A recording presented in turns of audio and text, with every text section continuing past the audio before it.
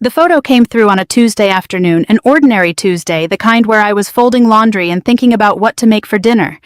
My sister's name flashed on the screen, a photo sent by mistake, meant for someone else entirely. I opened it without thinking. And in that single second, standing barefoot on my own kitchen floor, 8 years of my marriage turned into a lie I hadn't known I was living. My husband was holding 2 newborn babies.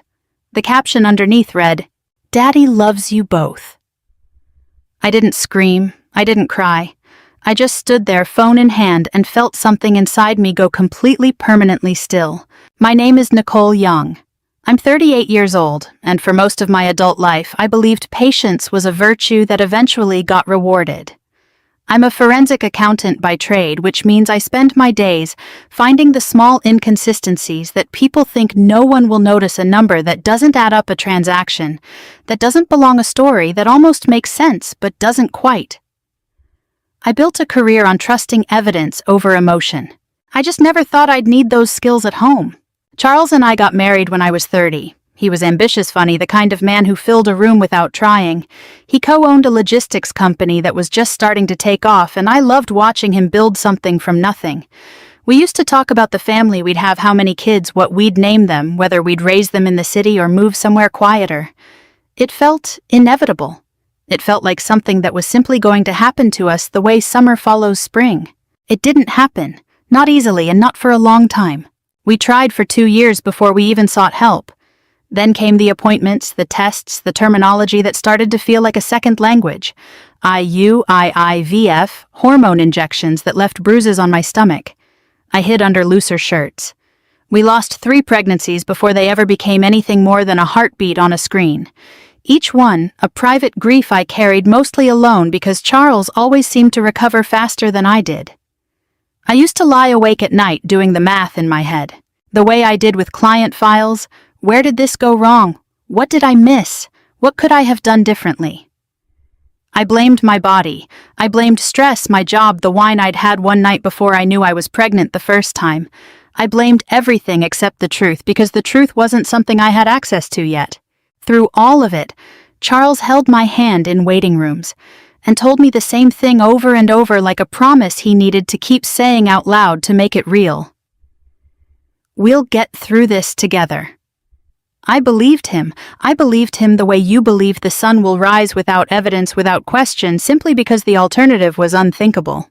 My sister Emily was there too, or at least she seemed to be. 3 years younger than me, always warm, always available, with a hug or a casserole or a "call me anytime" that I took at face value. She used to tell me she admired my strength. She used to say she didn't know how I did it. I never once considered that admiration and envy can wear the exact same face. The day the photo came through, I had just gotten off a video call with a client, the kind of dull afternoon that makes up most of a life. I remember the light coming through the kitchen window at a low angle, the way it does in late fall. I remember the phone buzzing twice. And then I remember looking down and seeing my husband's face, the same face that had told me only 3 weeks earlier that we should maybe try one more round of treatment. That we shouldn't give up yet, looking down at 2 infants like they were the center of his entire world. Emily called almost immediately after. I picked up without saying anything. "Nicole," she said, her voice cracking. "I didn't mean for you to find out like this." I hung up. I didn't ask a single question. I didn't need to. 8 years of forensic training had taught me one thing above all else: once you find the first inconsistency, you don't confront the person who created it. You gather everything first. You confirm the full shape of the lie before you ever let them know you've seen it. So I opened my laptop instead. I found a family law attorney with the highest rating in the city, someone named Daniel Brooks, and I booked the earliest appointment available. 2 days later, I sat across from him in an office that smelled like fresh coffee and expensive paper, and I signed the initial paperwork to begin divorce proceedings against my husband of 8 years. My hand didn't shake. I remember being almost surprised by that. I didn't tell Charles. I didn't tell Emily. I knew. I went home that night and made dinner like nothing had happened, because for the first time in years, I understood something with total clarity. I wasn't the one who needed to explain myself. While my husband celebrated the arrival of 2 children with the woman who had once called herself my sister, Believing I still knew nothing at all, I was already 3 steps ahead of both of them. And what I did next, quietly without a single tear, was something neither of them would see coming.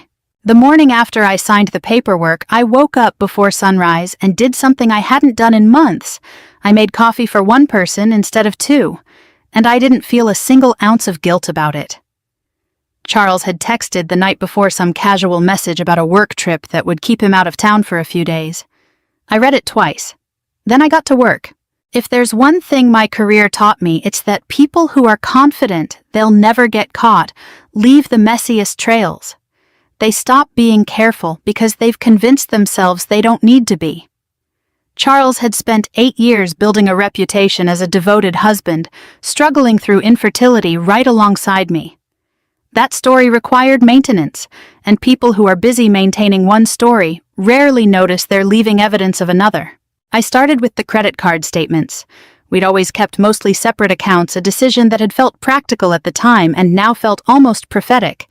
But there was a joint account we used for house expenses, and buried in months of grocery runs and utility payments, I found 4 separate charges to the same hotel in a suburb neither of us had any reason to visit. 2 nights each time. Always a Thursday into a Friday. I cross-referenced the dates against my own calendar, the one on my phone that logs everything automatically, including location history. I'd honestly forgotten I had turned on. 3 of those hotel dates lined up exactly with weeks I was recovering from IVF procedures, weeks Charles had told me he needed to clear his head by staying late at the office. I sat at my kitchen table with my laptop open until nearly 2 in the morning, and piece by piece the last 3 years of my marriage rearranged themselves into something I barely recognized. Emily had told me more than once that she was simply the one driving Charles to his appointments when I couldn't make it a doctor's visit here, a follow-up there. "I'm just helping out," she used to say, like it cost her nothing. I found records showing those appointments often happened on days Charles had no medical visits scheduled at all. By the time I found the joint photo storage account, Charles didn't know I still had access to a shared cloud folder from years earlier that had never been deactivated. I wasn't even surprised anymore. There were photos going back nearly 3 years. Emily at his office holiday party standing just a little too close. A weekend getaway logged under a business trip with a beach visible in the background that was nowhere near any client site. They hadn't been careless exactly. They'd simply never imagined I would look. I want to be honest about something. There's a particular kind of pain that comes from confirming a betrayal you already suspected, and it is different from the shock of discovering one you never saw coming. This was the second kind. And underneath the pain, something colder was taking shape. Clarity. For 8 years I had absorbed every hard moment of our marriage as my own failure. My body, my fault, my burden to fix. Now I understood I had been carrying the weight of someone else's choices the entire time. I didn't confront Charles. I didn't call Emily back. Instead, I did what I do best. I built a file. Every hotel charge, every mismatched alibi, every photo with a timestamp that told a truer story than either of them had ever told me out loud.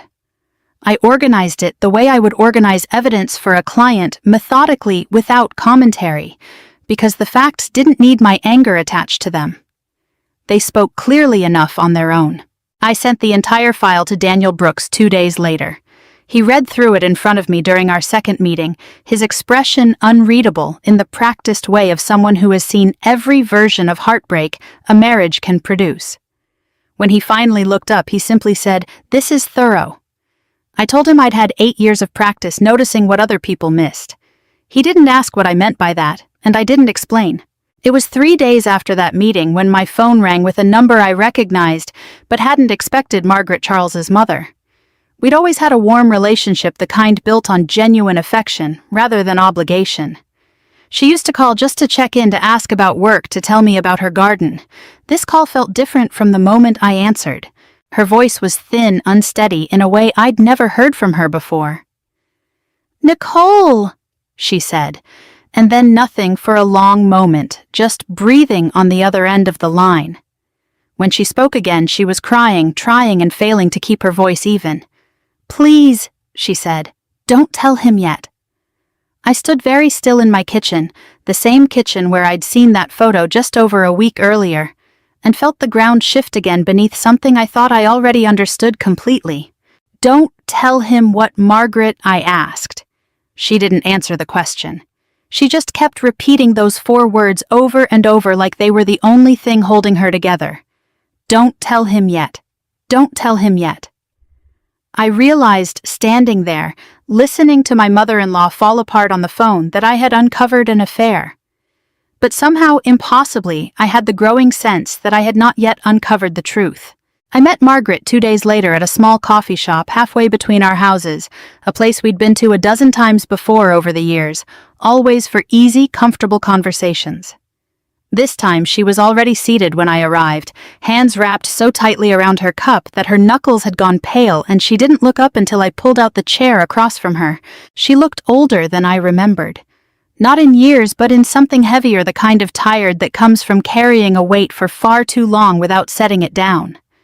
Margaret had always been composed, the sort of woman who ironed her napkins and never raised her voice even during arguments. The woman sitting across from me now looked like she hadn't slept in days. "I need you to understand something," she said before I'd even taken off my coat. "What I'm about to tell you I should have said 8 years ago. I've regretted staying silent every single day since." I didn't say anything. I'd learned in my line of work that silence is often the fastest way to get someone to keep talking. Margaret took a slow breath and told me that she had known something important, something that would have changed everything since almost the very beginning of our marriage. She said it in pieces, circling the actual information the way people do when they're afraid that saying it plainly will make it permanently real. "Does Emily know?" I asked, because that was the question sitting heaviest on my chest. If my own sister had known some secret about my marriage for years and said nothing while sleeping with my husband, I wasn't sure I'd survive the answer. Margaret shook her head firmly. "No, Emily doesn't know any of this. Neither does Charles." Her eyes met mine, and there was something almost pleading in them. "Only me, and one other person." "Who?" "Dr. Collins, your old doctor." I felt my stomach tighten. Dr. Rebecca Collins had overseen nearly every stage of our fertility treatment 8 years earlier. The tests, the procedures, the countless conversations about odds and options, and what might come next. I hadn't spoken to her in years, not since we'd finally stopped treatment, and tried to make peace with the life we had instead of the one we'd planned. "What does she have to do with this?" I asked. Margaret's hands trembled around her cup. "There was a report. Results from testing back when you two were still trying everything you could. I saw it before Charles did. I wasn't supposed to. It came to the house by mistake, addressed to him, and I opened it without thinking, the way you do with mail that looks routine." She paused, and when she continued, her voice had dropped almost to a whisper. "It wasn't routine." I sat perfectly still, waiting. I read it, and I understood immediately that if Charles saw it, it would break something in him that I didn't think could be repaired. So I made a decision. I called Dr. Collins directly and asked her as a mother to let me handle it in my own way, in my own time. She agreed against her better judgment because she'd known our family for years, and she trusted me to do right by everyone. Margaret looked down at the table. "I never did right by anyone. I just delayed the pain and let it grow into something much bigger." I thought about all the pieces I'd already gathered, the hotel receipts, the mismatched alibis, the photographs that told a truer story than either Charles or Emily ever had. I had assumed walking into this conversation that I understood the full shape of my own marriage's collapse. Sitting across from Margaret, I realized I'd only been looking at the surface of something much older and much stranger. "Margaret," I said carefully, "what did that report say?" She reached into her purse with shaking hands and pulled out a small worn slip of paper. Not the report itself, she explained, but a note she'd written to herself the day she read it, something to help her remember exactly what it said, in case she ever found the courage to bring it forward. She didn't hand it to me. She just held it like it was something too dangerous to release into the world just yet. "I can't tell you here," she said. "Not like this, not in pieces. You deserve to see it properly the way I should have shown Charles 8 years ago, instead of hiding it in a drawer and telling myself I was protecting him." Her voice caught. I was protecting myself. From watching him fall apart. From being the one who broke him. I reached across the table and covered her hand with mine, an instinct I couldn't quite explain given everything I now knew she'd kept from us. Whatever she was carrying, it had clearly cost her nearly a decade of peace. "I need to see that file," I told her. "The real one, wherever Dr. Collins keeps her records." Margaret nodded, slowly wiping her eyes with the back of her free hand. Then she said something that stayed with me for the rest of that day, replaying itself over and over, as I drove home through streets that suddenly felt unfamiliar. "Those babies changed everything, Nicole," she said quietly. "But not for the reason Charles thinks." I called Dr. Rebecca Collins's office the next morning before I'd even finished my first cup of coffee. I hadn't spoken to her in nearly 5 years, not since the last failed round of treatment, when Charles and I had quietly agreed to stop trying and let ourselves grieve the family we weren't going to have. Her receptionist put me through faster than I expected, and when Dr. Collins picked up, her voice carried a note of surprise that quickly shifted into something more careful. "Nicole," she said, "it's been a long time. I need to see my old file," I told her. "All of it, every test, every result from the year we were doing treatment together." There was a pause on the line long enough that I could hear the low hum of the clinic in the background. "Can I ask what's brought this on?" "Margaret came to see me," I said simply. Another pause, shorter this time. "Come in this afternoon," she said. "I'll pull everything myself." The clinic looked almost exactly as I remembered it. The same soft gray walls, the same watercolor prints meant to make devastating news feel gentler than it was. Dr. Collins met me in her office rather than an exam room, a thick folder already waiting on her desk. She was in her 50s now, silver threading through hair that had been mostly dark the last time I'd sat across from her, but her manner was the same measured kind, unwilling to soften facts into something more comfortable than they were. "Before I show you this," she said, "I want you to know I've regretted my part in this for years. Margaret came to me in a moment of real distress, and I made a choice I wouldn't make again. I let a mother's fear override a patient's right to their own results." She slid the folder toward me. "I'm sorry, Nicole. Truly." I opened it with hands that were steadier than I expected, given what I already suspected I might find. Inside were pages I recognized: hormone panels, ultrasound notes, the familiar shorthand of 8 years of trying. But near the back there was a report I had never seen before, dated almost exactly 8 years earlier, addressed to Charles, specifically never to me. I read through the medical language, slowly translating it in my head, the way I'd once translated financial statements for confused clients, until the meaning became unmistakable. The results weren't about me at all. They were about Charles. The report showed clearly and clinically that the difficulty we'd faced for years hadn't originated with my body the way I had spent nearly a decade believing. There was a male factor finding significant enough that Dr. Collins had recommended in writing that we discuss alternative paths forward together as a couple. That letter had gone home in an envelope addressed to Charles. Margaret had opened it by mistake, and instead of handing it to her son, she had made a decision alone, in a moment of panic, to protect him from a truth she thought he couldn't survive. I sat there in that quiet office and felt 8 years of self-blame rearrange itself into something entirely different. Every late night I'd spent doing mental math on what I might have done wrong. Every procedure I'd endured believing my own body was the reason we were suffering. Every apology I'd whispered to Charles in the dark, sorry I couldn't give him what he wanted. None of it had ever belonged to me in the first place. Why didn't she ever tell him?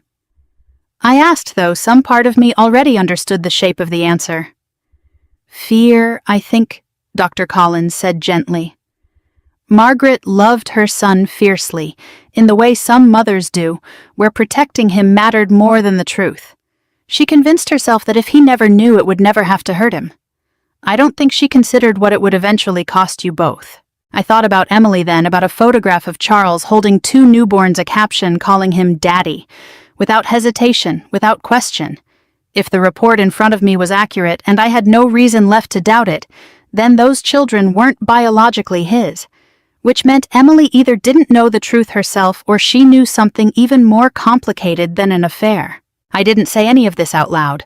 I simply asked Dr. Collins for copies of everything, and she made them for me without hesitation, sliding the fresh pages across her desk, like she was finally, after 8 years, allowed to do her job the way she should have from the start. I didn't confront Charles that day. I didn't call Emily. I didn't even call Margaret right away, though I knew I owed her some kind of response after everything she'd finally told me.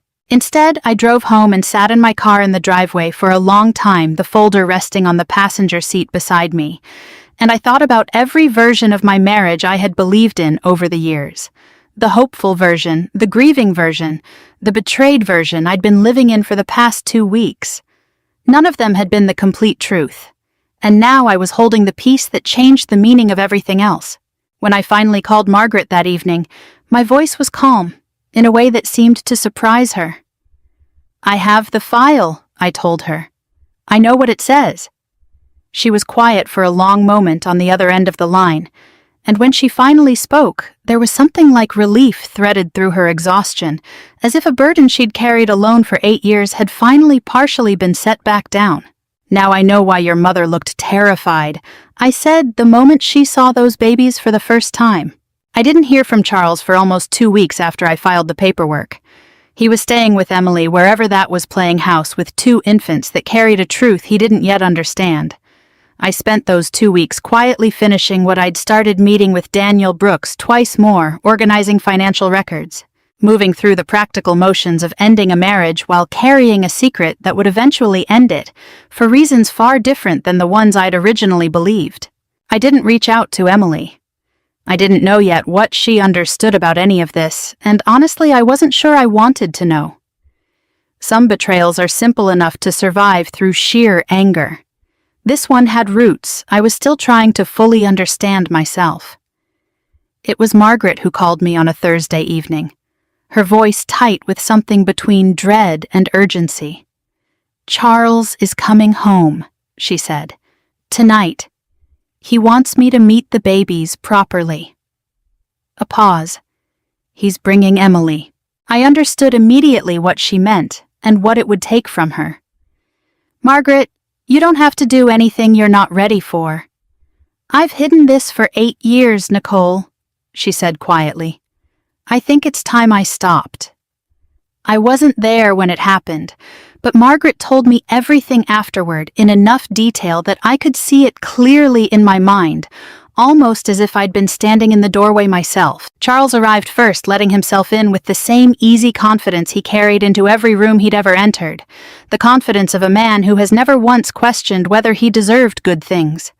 Emily followed behind him, a baby carrier in each hand, her face carefully arranged into something between apology and pride.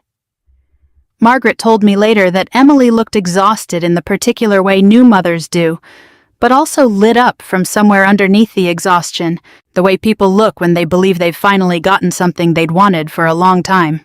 Charles set his bag down by the door and turned toward his mother with an expression Margaret said she would never forget. Open, hopeful, almost boyish, the look of a man about to hand his mother the best news of his life. "Mom," he said, gesturing toward the twins Emily was carefully lifting from their carriers. "You're finally a grandmother." Margaret told me the room went very quiet after that. She said she looked down at those 2 small faces, and something inside her simply gave out. All the years of holding this in, all the sleepless nights, convincing herself she was protecting her son by staying silent, collapsed in on themselves the instant she saw those babies in her son's arms. She said she felt the blood leave her face, felt her legs go unsteady beneath her, and she had to reach for the back of a chair just to stay upright. Charles noticed immediately, his smile faltering into confusion. "Mom, what's wrong?" She told me she opened her mouth, and the words that came out weren't the ones she'd rehearsed 1,000 times over 8 long years. They came out smaller, more broken than she intended, but they were finally, after everything, true. "Wait," she whispered. She didn't tell you. Charles went still. Emily, standing just behind him with one baby still in her arms, went pale in a way Margaret said she noticed immediately, a reaction that told her something important Emily didn't know either. Whatever Margaret was about to reveal, it was news to both of them in different ways, for different reasons. "Tell me what?" Charles asked, his voice dropping into something careful, something that already sensed the ground shifting beneath him. Margaret didn't answer right away. She told me she stood there for a long moment, looking between her son and the woman he'd built a secret family with, and she felt the full weight of 8 years pressing down on that single, unbearable silence. She said she thought about me, about the years I'd spent blaming my own body, apologizing for something that had never been my failure to begin with. She said that thought was what finally gave her the courage to move. According to Margaret, nobody spoke for what felt like an impossibly long stretch of time. Emily shifted the baby in her arms, her expression tightening with a fear that had nothing to do with judgment and everything to do with confusion. Charles stood frozen by the door, still in his coat, waiting for an answer his mother wasn't ready to give him, standing in a hallway. Margaret told me she finally walked into the study without another word, and knelt down in front of the small fireproof safe she'd kept in the back of the closet for exactly this moment, the one she'd told herself for 8 years. She would open when she was ready, though some part of her had begun to wonder if that day would ever actually come. Her hands were shaking, she said, as she worked the combination. Charles had followed her partway down the hall, standing in the doorway of the study, now watching his mother kneel on the floor in front of a safe he hadn't known existed. Emily stood further back, still holding one of the twins, her face a mixture of confusion and something that looked, Margaret said, almost like fear. Inside the safe was a single sealed envelope, worn soft at the edges, from 8 years of being touched, considered, and returned to its hiding place. Margaret lifted it out with both hands, the way you'd carry something fragile, something that had already broken once, and might break again the moment it was finally opened. She turned back toward her son, envelope held against her chest, and for the first time in 8 years, she was finally ready to let him see everything it contained. Margaret carried the envelope back into the living room and set it down on the coffee table between them, her hand still trembling slightly as she withdrew her fingers from it, as if letting go of something she'd protected for so long required its own kind of effort. Charles stood over it for a moment without touching it, and Margaret told me later that she could see him bracing himself the way people do right before they step into cold water. "What is this?" he asked quietly. "Sit down," Margaret said. "Please." He sat. Emily lowered herself onto the edge of the armchair across from him, still holding one of the twins against her shoulder, the baby fussing softly in the tense silence of the room. Margaret opened the envelope herself, her fingers moving carefully over paper that had clearly been folded and unfolded many times over the years, and laid the contents out on the table. 1 page at a time, the original lab results, a letter from Dr. Collins addressed directly to Charles, and a handwritten note Margaret had added years earlier, dated the same week she'd intercepted the original mail. Charles picked up the medical report first. Margaret watched his eyes move across the page, slowly at first, then faster, then slower again, as he reread certain lines, trying to make sense of language that wasn't especially complicated, but was clearly rearranging something fundamental in his understanding of the last 8 years of his life. "This says," he started, then stopped. He looked up at his mother. "This is about me." "Yes," Margaret said softly. "This isn't Nicole's file. This is mine." His voice had gone strange flat in a way Margaret said she'd never heard from him before. "You're telling me the reason we couldn't have kids was never her?" Margaret nodded, unable to speak past the lump in her throat. Charles set the paper down with exaggerated care, like his hands had suddenly become unreliable. 8 years, he said. 8 years I let her think it was her fault. She apologized to me, Mom. She used to cry and apologize to me, and I let her. His voice cracked on the last word. Because I never knew there was anything to say otherwise. Emily had gone very still across the room, the baby now quiet against her shoulder. Margaret told me she watched something shift across Emily's face as the pieces started arranging themselves if the report was accurate. If the male factor diagnosis 8 years earlier had been real and unresolved, then these children in her arms conceived with Charles during their affair weren't likely to share his biology either. The same condition that had made conception nearly impossible with me would have made it just as unlikely with her, Charles. Emily said carefully, "What does this mean?" He didn't answer her. He was still looking at his mother, something raw and furious building behind his eyes. "You knew," he said. "You've known for 8 years and you let me believe—" He couldn't finish the sentence. He stood up abruptly, paper still in his hand, and started pacing the length of the living room like he needed his body to move because his mind had stopped being able to hold still. "I was trying to protect you," Margaret said, her voice breaking. "I know that's not an excuse. I know what it cost you both. I've hated myself every single day since." "Protect me from what?" Charles's voice rose for the first time. "From the truth. From a piece of paper. You let me watch my wife blame herself for 8 years, Mom.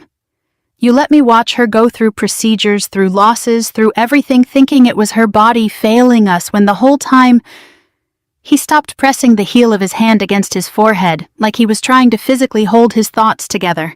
Emily stood slowly shifting the baby onto her hip. "Charles," she said, again quieter this time, "I need you to look at this with me. If what this says is true, then these babies—" She couldn't finish either. The room fell into a silence heavier than anything that had come before it. Margaret told me that Charles finally turned toward Emily then, and something passed between them that had nothing to do with love, and everything to do with the sudden cold understanding that whatever they had built together over the past 3 years had been built on the exact same broken foundation as the marriage he'd just destroyed. The affair, the secrecy, the children he'd been so proud to introduce as his own less than 10 minutes earlier. None of it meant what he'd believed it meant. Walking through that door, he looked at the reports scattered across the coffee table, then at his mother, then at Emily holding a child that might not carry his blood at all. Margaret said his face went through something she could only describe as a kind of collapse.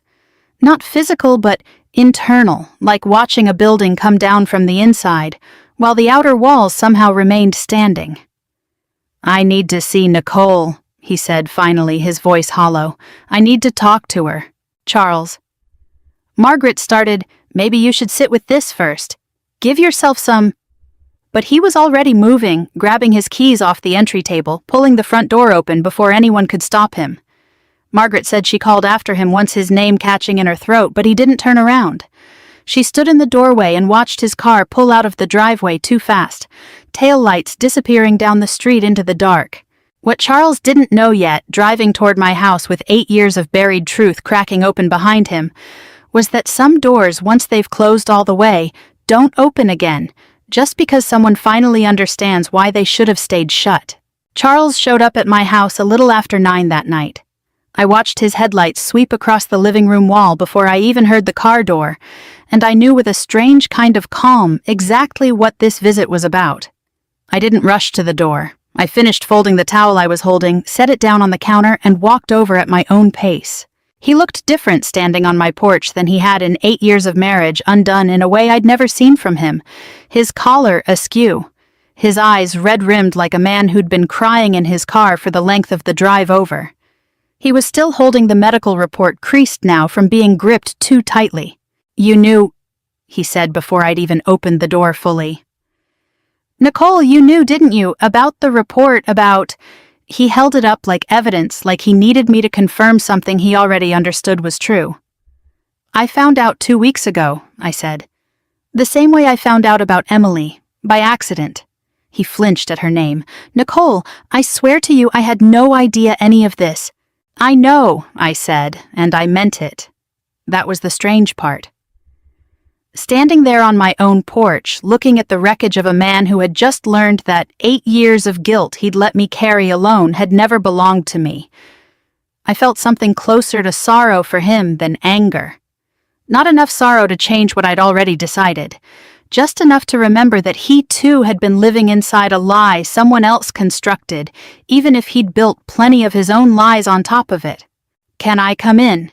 he asked. "Please, I just need to talk." I let him in, though, not because I owed him anything. I let him in because I wanted this conversation to happen on my terms in my space where I could end it whenever I chose to. We sat in the living room where we'd spent 8 years of holidays and quiet evenings, and he told me everything: how his mother had shown him the file, how Emily had gone pale, realizing the twins likely weren't biologically his either, how the affair he'd built with such careful confidence had crumbled apart in the space of 10 minutes. He talked fast, almost desperate, like if he explained enough fast enough I might reconsider everything sitting in Daniel Brooks' office. "I'm not asking you to forgive Emily," he said. "I'm not even asking you to forgive me for the affair. I know that's inexcusable.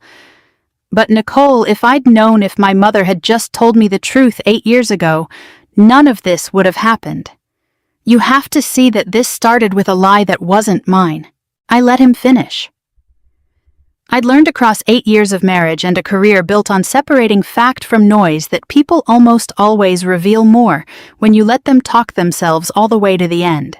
"You're right," I said finally. "The lie wasn't yours.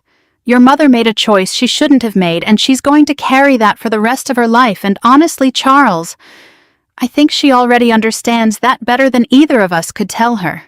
I paused. "But you're wrong about one thing. This didn't start with your mother's secret. It started the day you decided that whatever you were missing at home, you were entitled to go find somewhere else with my sister, without ever once telling me you were struggling." "I didn't know how to say it," he said quietly. "You were already carrying so much." "So you let me carry more," I said. "You let me believe I was the reason we couldn't have a family for 8 years while you built one with someone else. The medical report doesn't undo that, Charles. It explains part of the pain. It doesn't erase the choice you made in response to it." He didn't have an answer for that. I watched something in his face finally accept what I was saying. The fight going out of him, the way it does when someone realizes the argument they've been building in the car, the whole drive over, doesn't actually hold up once it's spoken out loud. "What happens now?" he asked, his voice smaller than I'd heard it in years. "Now," I said, "the divorce moves forward. Nothing about tonight changes that." He nodded slowly, staring down at his hands at the report still creased between his fingers. "And Emily, that's not my concern anymore," I said, and I found saying it out loud that it was true. Somewhere in the past 2 weeks, between the hotel receipts and Margaret's confession and the quiet clinical language of an old medical file, I had stopped needing to know what happened to my sister. Whatever she and Charles had built together, they would have to figure out what remained of it without me as an audience. Charles left a little before midnight. I stood at the window and watched his taillights disappear down the same street they'd come from, and I felt for the first time in 2 weeks something settle inside my chest instead of tighten. For 8 years I had measured my worth against a story that was never true. I understood now that the ending of my marriage had never really been about a photograph or a betrayal, or even a secret buried in a medical file. It had been about the moment I finally stopped waiting for someone else to tell me the truth and went and found it myself. The final mediation was scheduled for a Thursday morning 3 weeks after Charles had sat in my living room, reading a report that changed the meaning of everything he thought he understood about our marriage. I remember dressing for it the way I'd dress for any important meeting, simple, composed, nothing that suggested I'd spent a single extra thought on how I wanted to appear. I wasn't performing strength anymore. By that point, I simply had it. Daniel Brooks met me outside the courthouse a few minutes early, running through the final details one last time, though there wasn't much left to discuss. The financial disclosures were thorough. The settlement terms were fair, if not generous, toward Charles, given everything the paper trail had revealed. I'd asked for nothing more than what I was entitled to. I didn't need to punish him through the numbers. The truth had already done more damage than any settlement could. Charles was waiting inside with his own attorney, looking smaller somehow than the man I'd married, though I understood that had less to do with the room and more to do with the 3 weeks he'd just lived through. His mother's secret had cost him more than a decade of misplaced guilt. It had cost him the relationship he'd built to replace our marriage in the first place. I'd heard secondhand through a mutual friend that Emily had already moved out of state with the twins, unwilling to remain in a place that only reminded her of a foundation that had never been what she believed. Charles hadn't fought to stop her. Some part of me understood why. Some things, once they crack all the way through, aren't worth the effort of pretending they can be repaired. When Charles saw me across the table, he tried one last time. "Nicole," he said quietly before the formal proceedings began, "I know I don't deserve it, but I'm asking anyway. Is there any version of this where we try again?" I looked at him for a long moment, and I felt something I hadn't expected to feel by that point. Not anger, not even sadness, but a kind of quiet finality, the way you feel when you finish reading the last page of a book you already know the ending to. "There isn't," I said. "Not because I can't forgive you, Charles. I think in time I probably will. But forgiveness was never going to be the same thing as staying." He didn't argue. He simply nodded, and something in his shoulders relaxed, like a part of him had been waiting to hear exactly that, even as another part of him had hoped for something different. The proceedings themselves moved quickly after that. Daniel had done his work well, and there was very little left to contest. When it was finally over, when the last signature had been placed and the last document filed, I stood outside the courthouse in the late morning light and felt for the first time in 8 years entirely unaccountable to anyone else's version of my life. Margaret called me that evening.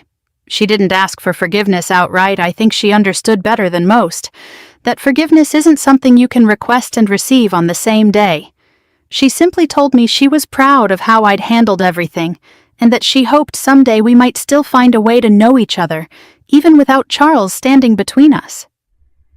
I told her I'd like that. I meant it. Margaret's silence had cost all of us dearly, but I'd watched her spend the last month trying in whatever way she could to make it right. That mattered to me more than she probably realized. I didn't see Charles again after that day, not really a brief business-like exchange months later over a piece of paperwork. Neither of us wanted to deal with nothing more. I heard eventually that he'd sold his share of the logistics company and moved to another city, trying, I assumed, to build a life far enough away from the one that had fallen apart so completely in front of everyone he loved. As for me, I didn't rebuild my life around what I'd lost. I built it around what I'd learned. A year after the divorce was finalized, I used part of the settlement to start a small foundation, one that helps couples navigate infertility treatment, with real transparency, full access to their own medical information and support, that doesn't leave anyone carrying blame that was never theirs to carry in the first place. I named it after no one in particular. It didn't need my story attached to it to matter. It just needed to exist. I think about those 8 years, often not with bitterness, but with a strange kind of gratitude for the woman they eventually made me. I spent so long believing I had failed at the one thing I wanted most. I know now that I never failed at anything. I simply trusted people who weren't honest enough to deserve it. For 8 years, I blamed myself. I won't waste another day doing that. Sometimes the greatest revenge isn't making someone suffer. It's refusing to carry their lies any longer. If you've made it this far with me, I want to know what you think happens to Nicole next. Do you think she ever lets someone new into her life, or do you think she's found everything she needs on her own? Leave a comment below and let me know where you're watching from tonight. I love hearing from all of you. We've got so many more stories like this one waiting for you, so make sure you subscribe so you never miss a moment like this.